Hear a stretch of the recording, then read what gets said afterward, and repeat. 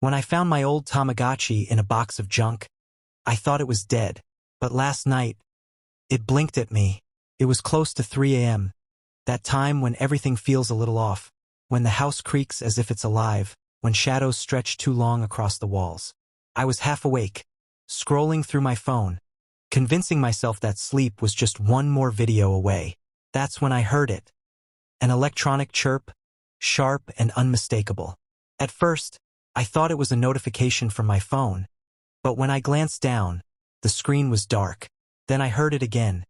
Beep beep, that high-pitched, tinny cry I hadn't heard since I was a kid. It was coming from the drawer beside my bed. My heart stuttered, then picked up speed, because I already knew what was in that drawer. I had tossed the old Tamagotchi in there hours earlier, a plastic relic from the 90s, scratched and dust-coated, the kind of thing you look at once for nostalgia and then forget. The screen had been dead when I'd found it in the attic, blank, lifeless, just a grayish rectangle that barely reflected the light. But now it wasn't dead. I pulled it out, hands trembling, more annoyed with myself for being afraid of a toy than anything else. Yet when I looked at it, that annoyance drained away. The screen flickered, faint at first, then brighter, glowing with an unnatural intensity. And there it was, my old pixel pet. Except it didn't look like I remembered. Back then, it had been a simple blob with eyes, needy but cute, the kind of thing that whined for food every 5 minutes. Now the pixels were wrong, jagged, shifting. Its eyes were too big, too aware. And I swear, God, I swear, they followed me as I tilted the screen. It blinked. Not the little stutter of pixels I remembered, but a full, deliberate blink. I dropped it on the bed, heart pounding in my throat. The toy gave another chirp, louder this time, like it was calling me. I don't know why, but the sound crawled under my skin in a way that felt personal, like it wasn't asking for food or playtime, like it was asking for me. I want to tell you what happened next, but if I do, you might not look at your own childhood toys the same way ever again. Some things, once said out loud, don't let you go. Still, I'll start at the beginning. Maybe if I explain how I found it, you'll understand why I can't just ignore it now. I guess I should back up. You don't just stumble into a story like this without a little history, without understanding why the sound of that toy's beep could jolt me out of half-sleep and straight into panic. See, when I was a kid, my Tamagotchi was practically glued to my hands. It was one of those playground fads, the kind where if you didn't have one, you might as well have been invisible. Everybody had them.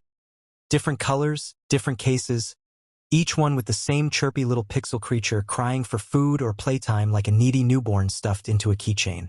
Mine was purple, with glitter in the plastic that caught the sunlight just right. I begged for it for months before my parents finally caved.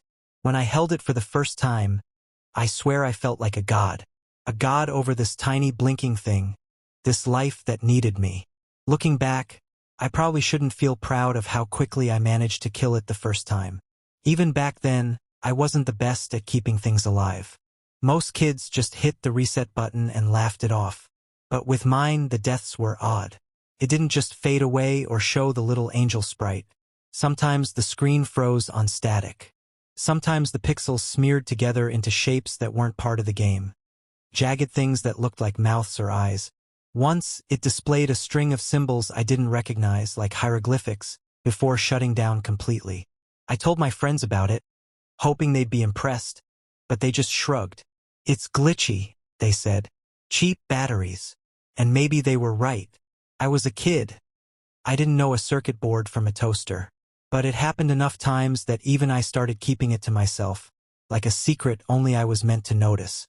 Still, for every creepy moment, there were hours where it was just normal. I'd feed it, play the dumb little game, watch the pixels wiggle when it slept. It was almost comforting, like carrying around a tiny friend who never judged me. When you're 9 years old and don't exactly fit in, a friend who can't talk back is better than nothing. But even then, I caught myself feeling uneasy sometimes, like it was watching me as much as I was watching it. I know how that sounds. Paranoid. Childish. But I remember leaving it on my nightstand one evening. The screen dimmed into that weird sleeping pose. When I woke up in the middle of the night, blurry-eyed and thirsty, The pixels weren't asleep anymore. They were just staring. Two little black dots, wide open, pointed right at me. I convinced myself I dreamed it. Kids dream about toys coming alive all the time, right? Except I never forgot that moment. I never shook the feeling that it wanted more from me than I was giving it. Looking back now, I wonder if that was the first red flag. If I should have paid more attention to those glitches, those stares, those strange little breaks in reality. But I was 9. I didn't think in red flags. I thought in trading cards and Saturday morning cartoons. So I kept playing. I kept feeding it, cleaning up after it, watching it grow. And somewhere along the line, I convinced myself that it wasn't just a toy, it was my toy. Mine in a way that no one else could understand. That's why, when I found it again years later, covered in dust but still intact, I felt something I hadn't expected, relief. Relief that it had survived, even if I hadn't thought about it in decades. Of course, relief was the wrong word. If I'd known what was coming, I would have smashed it right then and there. I wasn't even looking for it. That's the part that still bothers me. It wasn't like I went digging through old boxes with the intention of unearthing my childhood nightmares. I was just cleaning out the attic, sweating in the stale air, surrounded by dust-coated boxes filled with yearbooks, holiday decorations, and things I hadn't thought about in years. I remember slicing open a carton labeled Toys, expecting a graveyard of broken action figures and board games missing half the pieces. That's exactly what I found. Plastic dinosaurs with faded paint, a Slinky stretched beyond repair, and my old Game Boy with a cracked screen. And there, half buried at the bottom, was the Tamagotchi. I froze when I saw it.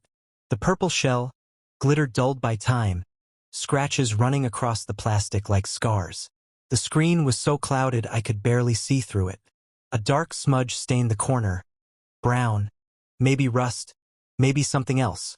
I turned it over in my hand, half expecting it to crumble.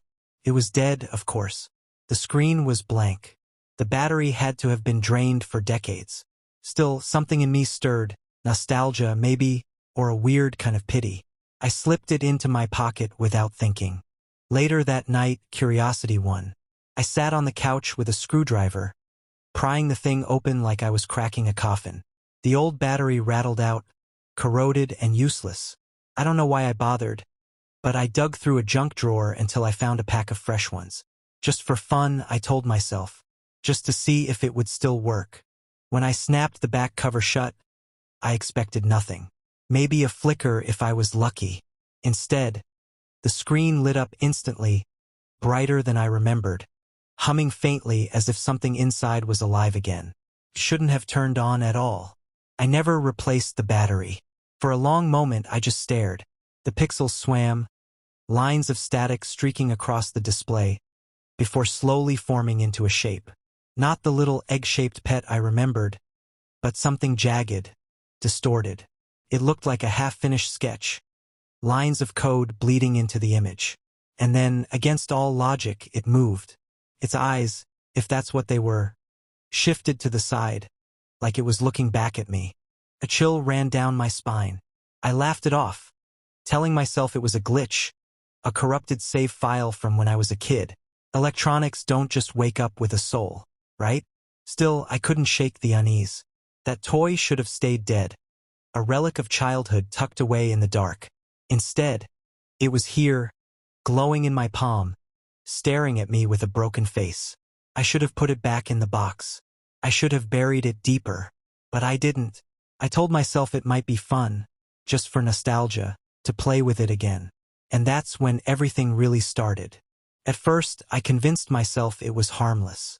That's how these things always begin, isn't it? You laugh at the idea of being afraid of something so small, so silly. I pressed the little buttons with my thumb and watched the screen flash to life.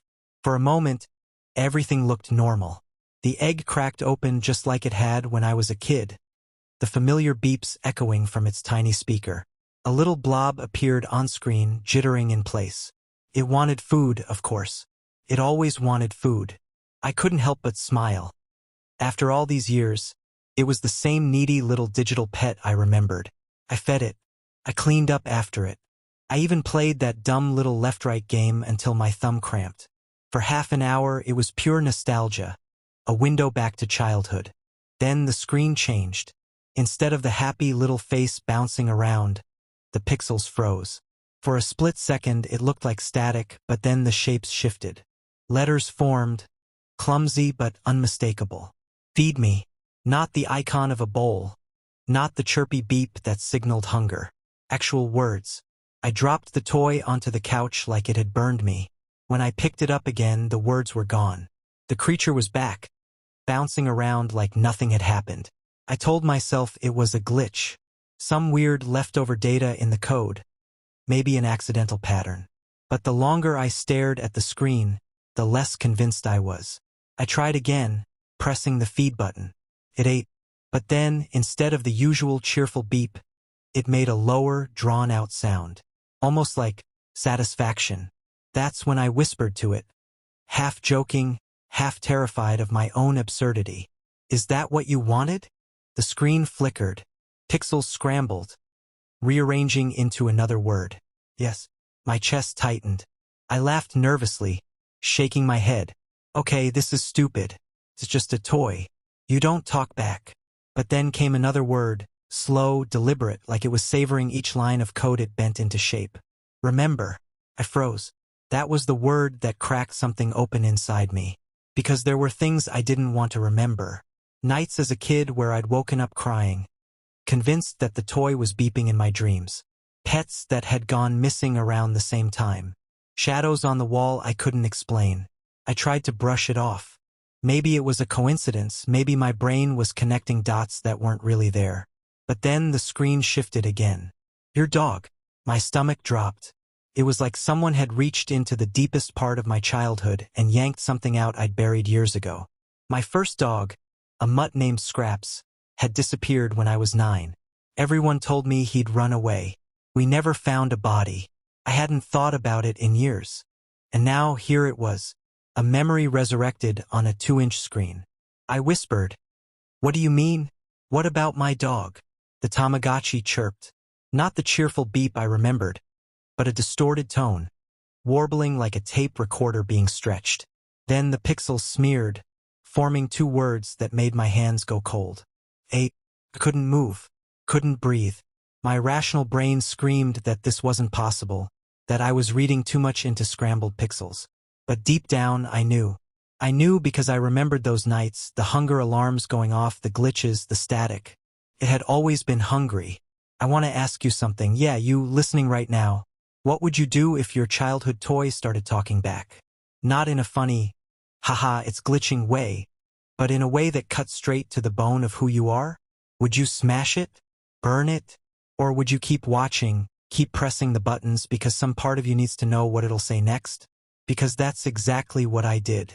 I kept playing. And that's when the real warnings began. For a while, I told myself it was all in my head, that I was projecting old memories onto a faulty screen, that the strange words and warped sounds were nothing more than corrupted code, clinging to life after too many years in the dark. Then came the night it asked for more. The Tamagotchi had been sitting on my nightstand, glowing faintly in the dark, almost like a second heartbeat in the room. At 2:17 a.m., the beeping jolted me awake. I groaned, fumbling for it, ready to press the feed button and make it shut up. But when I looked at the screen, the word wasn't feed. It was hungry, bigger, clearer, as if the toy had found new strength. I pressed the button anyway. The little pixel creature opened its jagged mouth and devoured the digital meal. But instead of its usual satisfied chirp, the screen glitched, static crawling across it like ants. The pixels rearranged into 2 new words. Not enough. I shivered. What do you mean not enough? I whispered, hating how ridiculous I sounded, talking to plastic. The toy blinked. Then slowly the word formed again. More. I shoved it under a pillow and forced myself back to sleep. I told myself it was nothing, just a trick of tired eyes. But the next morning, news spread through the neighborhood. Mrs. Larson's cat had gone missing. It wasn't unusual for a pet to slip outside, but the way she described it stuck with me. She swore she'd locked all the doors, that Whiskers had been asleep at the foot of her bed when she turned in for the night. But come morning, the cat was gone. vanished without a sound, without so much as a tuft of fur left behind. That detail, it clawed at me, because when I'd fed the Tamagotchi, when it had asked for more, I'd heard something under the static.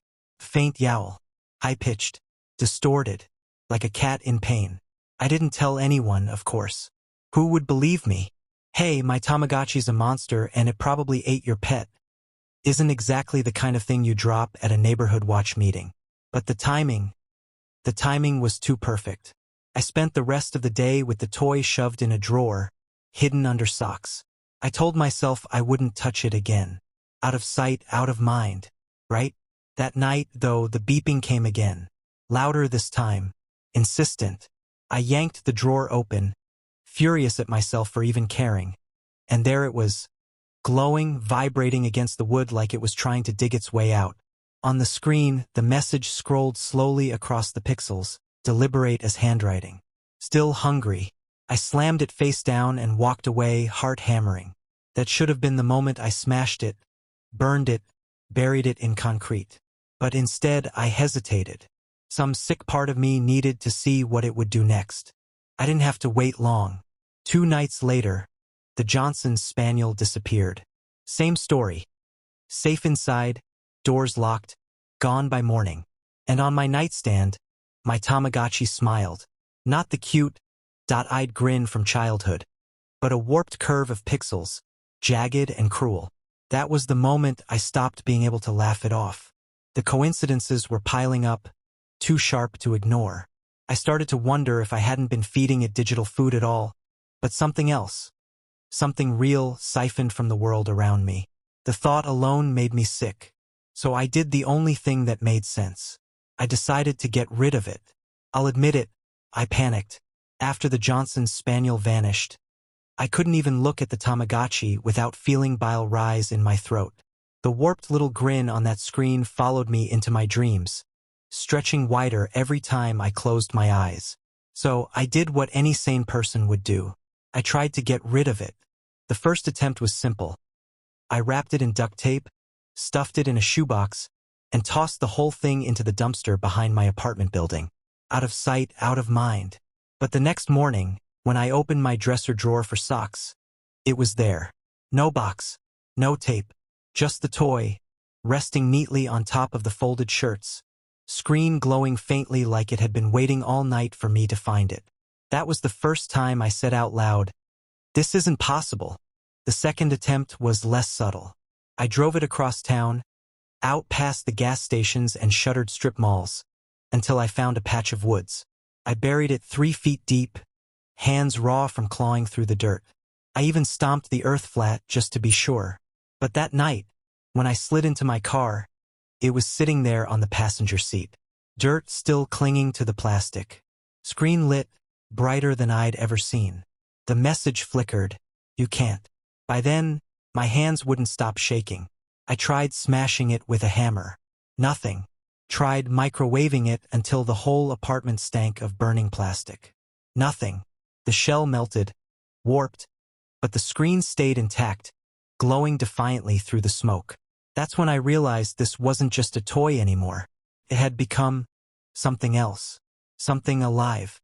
And every time I saw it again, the thing inside looked worse. At first, it was just a blob with eyes. Then the eyes grew larger, sharper, pupils thinning into slits. Its mouth, once a simple curved line, split wider and wider, jagged pixels forming teeth that didn't belong in a children's game. The last time I checked, it had arms. Little stick-like arms, stretching toward the glass, pressing against the edges like it was testing the barrier between us. And here's the part that makes me feel insane. Sometimes, when I looked away too fast, I swore I saw the arms move outside the screen. I know how it sounds. Like one of those creepypasta posts you stumble across at 3 in the morning on Reddit. Something you laugh about and then forget. I wish that's all this was. A story, a lie. But it isn't. And there's one detail I haven't told you yet, because it terrifies me more than anything. The noises. See, the beeping hasn't been normal for a while. It's lower now, heavier. Sometimes it doesn't even sound digital. Last night, when it demanded food again, I swear the sound it made was a growl. Not just through the speaker. No, It filled the room, vibrating in my chest like a real animal crouched at my bedside. I keep telling myself I'll figure out what it wants, that if I just play along maybe it'll stop. But I know the truth. It's not asking anymore. It's hunting. And no matter what I do, no matter how many times I bury it, burn it or break it, keeps coming back. It's strange how memory works, how something you thought was harmless, even sweet, can look monstrous when you shine a different light on it. After the Tamagotchi kept coming back. After the thing inside began to grow arms and grin at me with those jagged teeth, I started remembering things I hadn't thought about in years. Things from when I first had it as a kid. Back then, it was just a toy. At least, that's what I told myself. I begged my parents for weeks, watched commercials on TV where the kids looked so happy, carrying their little pixel pets everywhere. It's like having a real friend, the announcer would say. And when I finally got one, I treated it like treasure. I fed it, cleaned up after it, played games with it. But looking back now, there were signs. Like how, a few weeks after I first got it, our family dog ran off. That's what my dad said. Anyway, that Sparky must have slipped through the gate. But I remember the night before he disappeared, sitting in my room with the Tamagotchi beeping in my hand, the screen flashing a single word that didn't make sense to me back then. Meat. The next morning, Sparky was gone. I cried for days. My dad yelled at me for leaving the gate open, even though I swore I hadn't. My mom stopped talking to him for a while after that. The house felt tense, like something poisonous had seeped into the walls. And the nightmares started. I'd dream about the little blob on the screen, except it wasn't cute anymore. It would stand at the foot of my bed, taller than me, watching. Sometimes it crawled closer, arms too long for its body, mouth opening and opening until it swallowed the whole room. I'd wake up screaming, and my mom would say it was just my imagination, that I'd been spending too much time with that noisy little toy. She wasn't wrong about the noise. The beeping always seemed louder than it should have been. Sometimes I'd wake up in the middle of the night and find the toy glowing, even though I'd shut it off before bed. Once, I caught my dad staring at it too, holding it in his big hands like he didn't know why he'd picked it up. When I asked what he was doing, he just muttered, "These things aren't right," and shoved it back into my arms. At the time, I thought he was just being weird. Now, I wonder if he'd seen something too, because the more I think about it, the more I realize the Tamagotchi wasn't just a toy in my house. It was a presence, a wedge. My parents fought more after I got it. My little sister once accused me of making the beeping stop when I wasn't even in the room. She said she heard a voice instead. A voice. God, I'd forgotten that until now. And here's the worst part. I don't think it was just mine. Kids at school had them too. Dozens of us all carrying around our little keychains like lifelines. But sometimes, when I'd peek over at a friend's screen, theirs looked different. Darker. Hungrier. Once, a kid named Daniel refused to show me his at all. A week later, he stopped coming to school. Rumor was his family moved suddenly. No forwarding address. I don't know if that was connected. But how could it not be? Maybe it wasn't just coincidence. Maybe the people who made these toys knew. Maybe they slipped something into them, something hidden in the code, something not meant for kids but for whatever came crawling through that screen.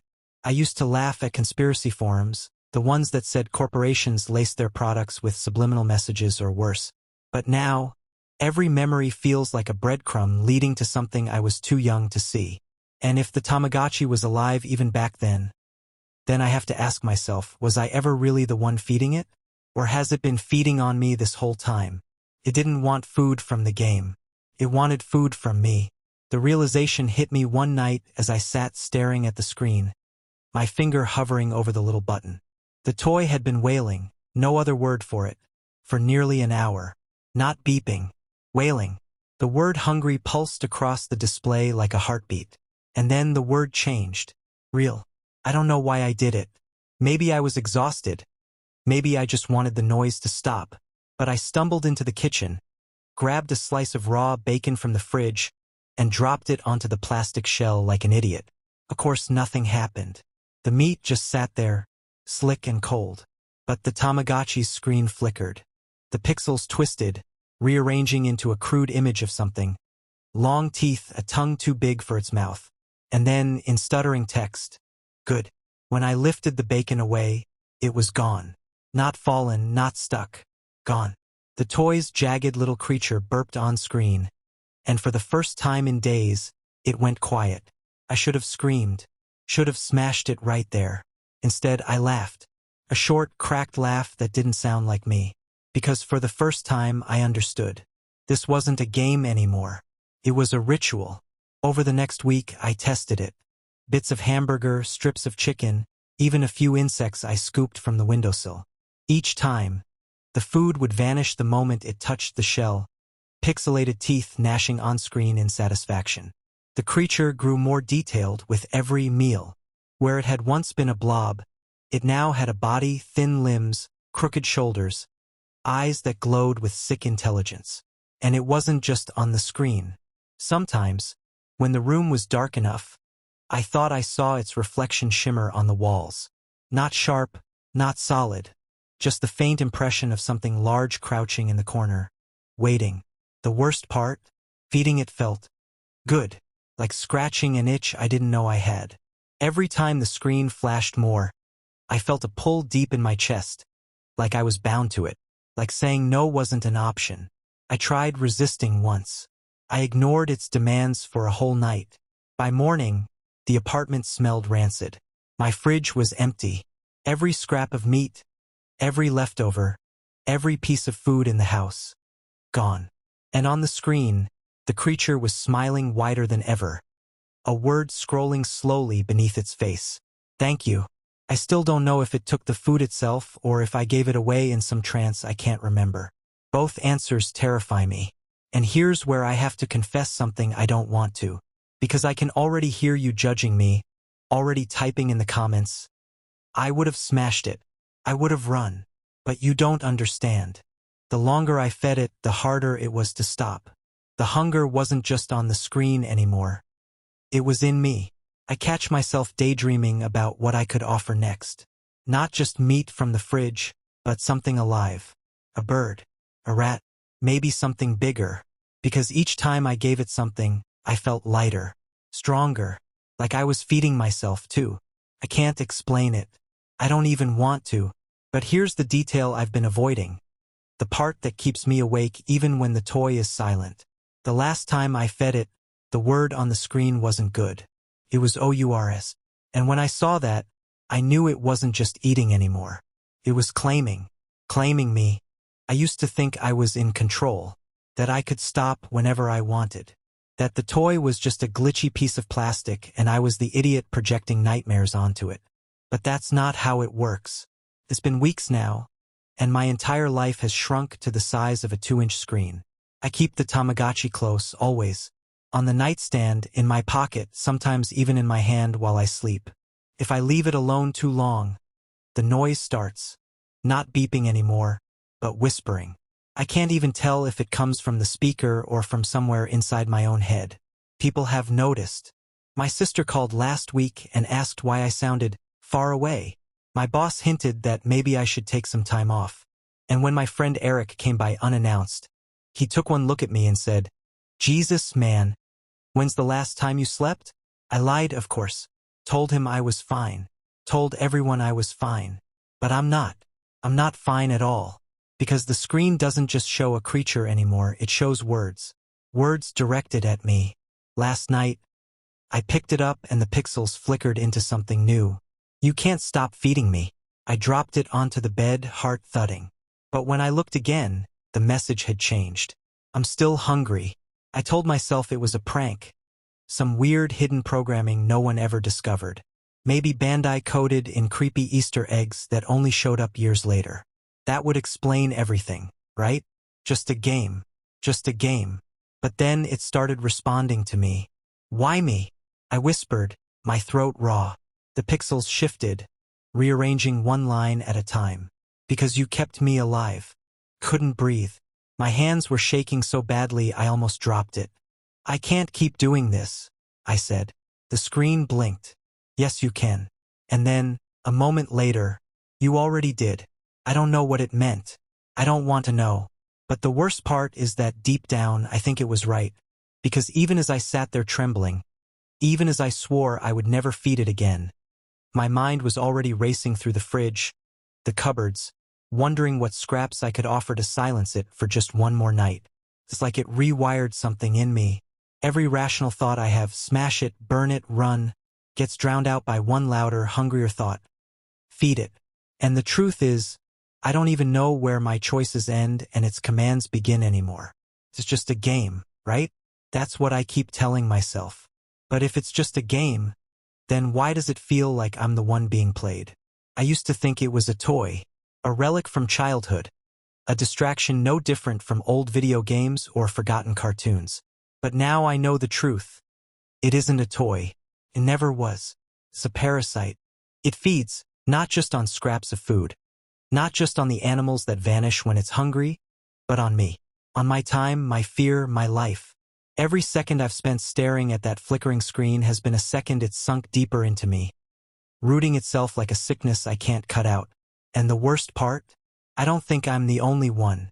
See, the more I've obsessed over this, the more I've started remembering kids from school, from the neighborhood, the way Daniel's family vanished, the way my sister swore she heard a voice instead of beeps, the way my dad muttered, "These things aren't right," and never touched mine again.